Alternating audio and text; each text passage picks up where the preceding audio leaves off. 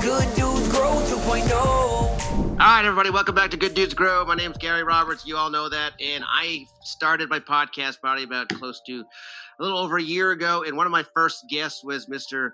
Arby Barasso from one of the co-founders of Green Roads CBD. We're catching up with him because he actually decided to sell some of his or all of his parts into Green Roads and decided to go on a new adventure. So first, I'm curious, what made you decide to actually move on from Green Roads, if you don't mind me asking? I mean, I appreciate first for you having me, I remember doing that first podcast. I wanted to say congratulations on everything that you've been doing and stuff like that. I see you everywhere. You know what I'm saying? Just, kind of leading in the space and stuff. So, I mean, for us, I got into Green Roads. We started Green Roads in July 2013. I think we did a good job in what we were doing in reference to finished good products and trying to be one of the leaders with legislation and kind of trying to lead the way as best as we could. When we had the opportunity, COVID really, put a bite on, I think, the whole industry. I think in a lot of businesses, obviously, we're all still trying to recover from that. But I think when it came down to it, I think it was time for me to kind of walk away. I think the company that acquired us, Valens, is unique in what they're doing in the cannabis space. I really think that they're not getting all the love just yet. I think they have some really good things that they're creating. I think manufacturing in the space is key. I really do believe that. I think it's really hard to be a grower in this space. It's a small to mid-sized grower. It's really hard to compete with the big people, but on the manufacturing side, you always need somebody behind that understands what they're doing. We know that because we manufacture a lot of our products. I think we did a good job doing that, passing the QR code, the SB 1020 here in Florida, being one of the university's private partner, University of Florida. So when it came down to it, I think the space was missing something, which was federal regulations. You're competing against everybody and not everybody's playing by the same rules, which I think makes this industry in the CBD market extremely complicated. I probably would have stayed if we would have had something final on the CBD space federally, because I think then, everybody would have been competing in the same playing field. When I saw that not happening, when we actually had phase one, FDA had come out on the previous administration, had some regulations that they had almost ready to put in play. And that made me really excited. I think if that would have gone through, I think it would have been a little bit harder for me to walk away or to even sell the business, to be honest with you. Because I think that at that point, things would have fallen more into play, and we would have continued to create, continue to be one of the leaders. But when you're trying to compete pricing and everybody's in a race to the bottom, I think the CBD space is in serious struggle right now. You have everything out there that's, everybody's trying to create a million different things, whether it's tattoo cream or just something, a bed, CBD bed pillows, that the market has no regulations in it. And I think when that didn't finally happen, we did talk to the FDA on July 23rd. We did talk to OMB on July 30th, and that plan was in place. New administration comes into play, completely understand. They start ripping things apart.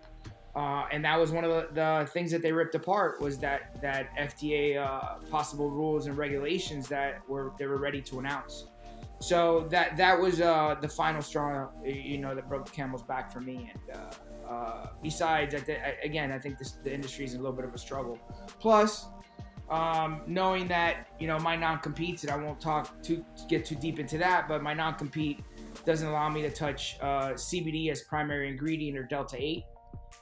But if I would have stayed, it probably would have hampered my cannabis approach or anything I wanted to touch in cannabis. Functional mushrooms, which is something that I was looking at already previously to us getting acquired. And I think that would have definitely limited me in the space if I would have stayed. So me and my family decided to kind of walk away at that point, and we decided to kind of move into the functional mushroom space, and then just kind of gear up on that side. before we get into that, what a lot of people don't know about you is that you're not only a co-founder of Green Roads, but you're also a mentor to other entrepreneurs, other people in the CBD industry. You also help them because you built a lot of the roadway for this type of thing, like you said. And that's what people, I want them to understand, is that what you're talking about is just not something that you're shooting from the hip. You're one of the, especially in Florida, the founding fathers of the roadway. So you've helped a lot of other companies manage their way through this industry, correct?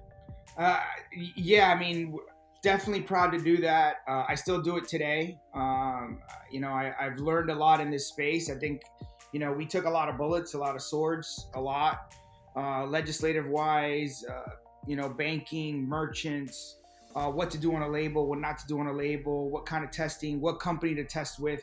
So when without giving too much to a lot of the people that I even help today, I definitely try to guide them so they don't make the same mistakes that we made, or help them get through channels that I think will be a lot easier and less expensive. People can make a lot of big mistakes. You don't know what label belongs in Texas or in Michigan or in California. Things like that are definitely hurdles for a lot of these new entrepreneurs in this space. Plus, I tell them, listen, I mean, CBD is an uphill battle right now.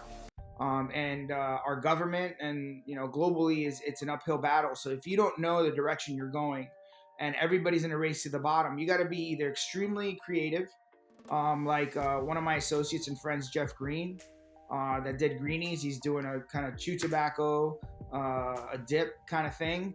He's doing really well with it, but that's where he's sticking to. He created that. He's kind of sticking to that lane, and he's going in that direction. But if you're going to go and launch a tincture, if you're going to go launch a spray or a cream, I mean, when I started in the business, it was 40 to 45,000 a kilo. Gary, I mean, nobody wanted to touch this stuff.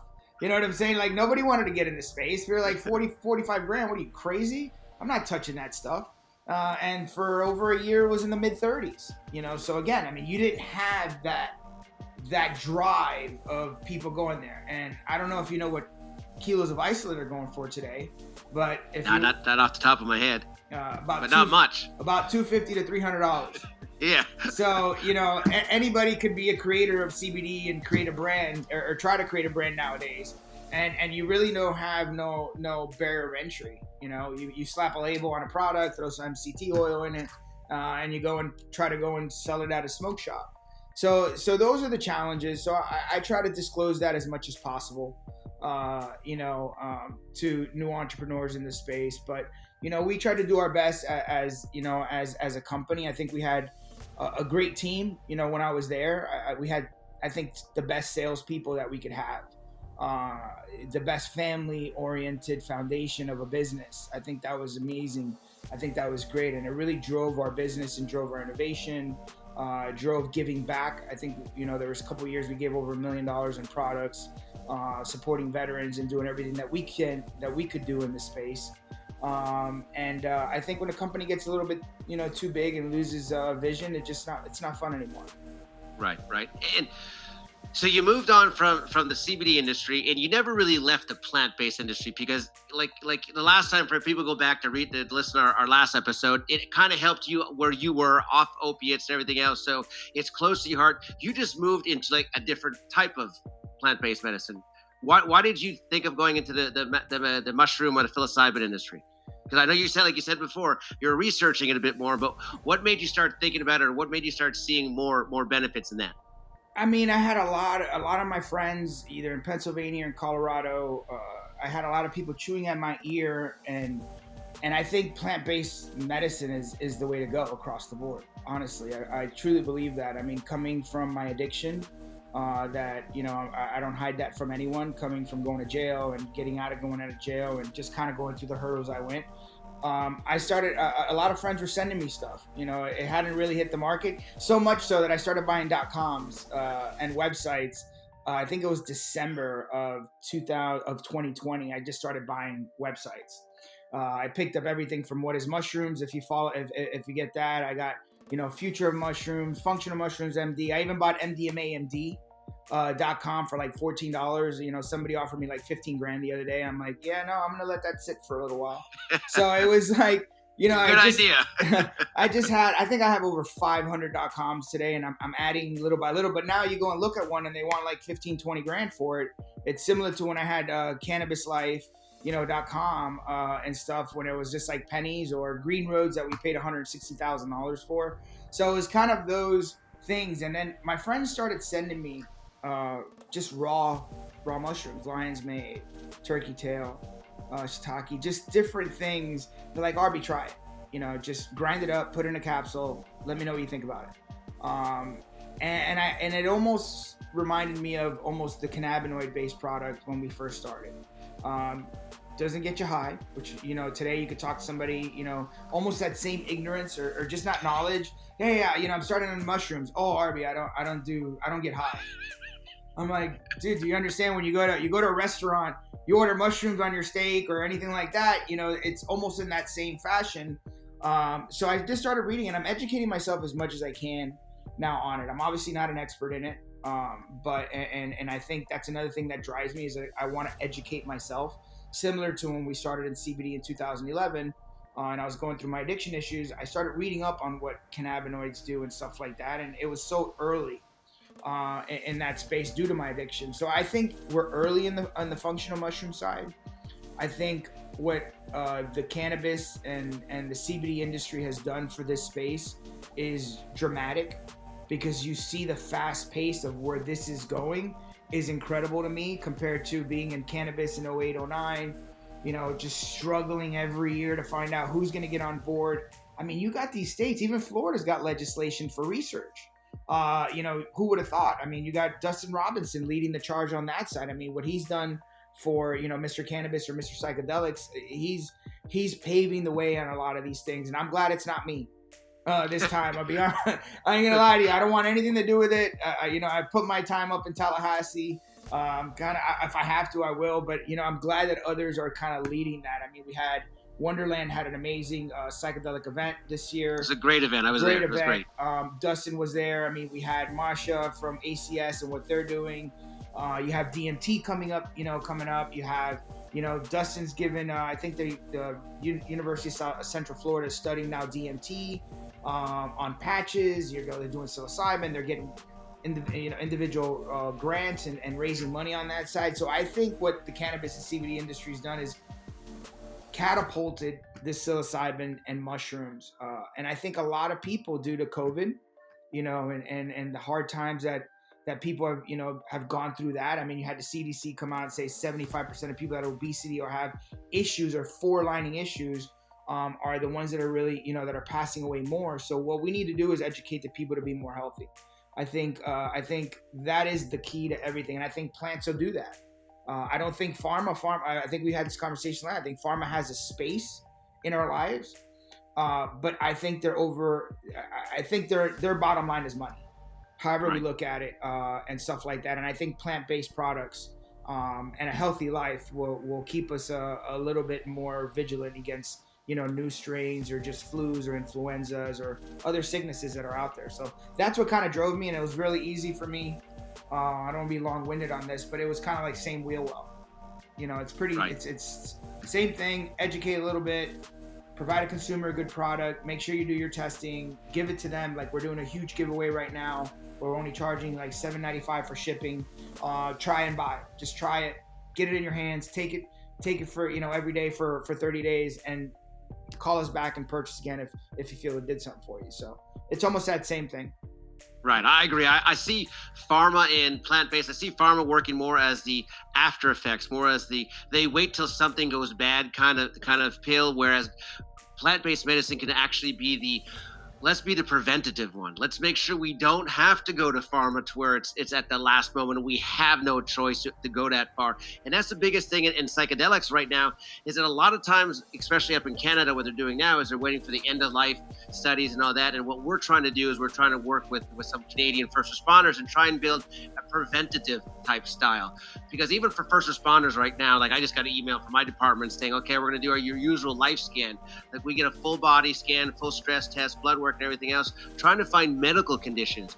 But what about the brain? What about our mental wellness, our mental health? Why can't we have a preventative or a yearly scan of the mind? Sit down with somebody, let them go to a facility and have one treatment, because like psilocybin or psychedelics, we don't have to do on a daily basis. We can microdose, which is just as good, but if we need the bigger doses, we don't have to do it daily. The results last for months, even a year or close to a year at a time. So we can do it on a yearly basis, keep the people from waiting till we get to the last minute and having those problems. That's just my personal opinion. I think you hit it. I think it's right on the nose. I mean, honestly, I think the mind controls, I think, a huge part of what our life and what our body feels like. If you're down or depressed, it affects your body. You might eat too much. You might eat the wrong things. So if we have a sound mind, just like a homeostasis and your body, and we're able to fight off all these other things, pharma should be almost one of the last results. And I agree with that. I think we should have all different types of scans. I microdose now. I started in end of January. My guys started kind of sending me some things. I ended up doing 5-MeO DMT on June 2nd, which was a life-changing experience for me. Right before we closed on our business. It really kind of breaks down a lot of these things. I had something, I went in with an intention on it. We had a shaman come to the house and had about 5 friends come here. We all did it individually, and it was amazing, the experience we had. I really believe that these alternative plants and medicine is definitely a direction that the world should go on. We should be preventative, get ourselves checked. Blood work is huge.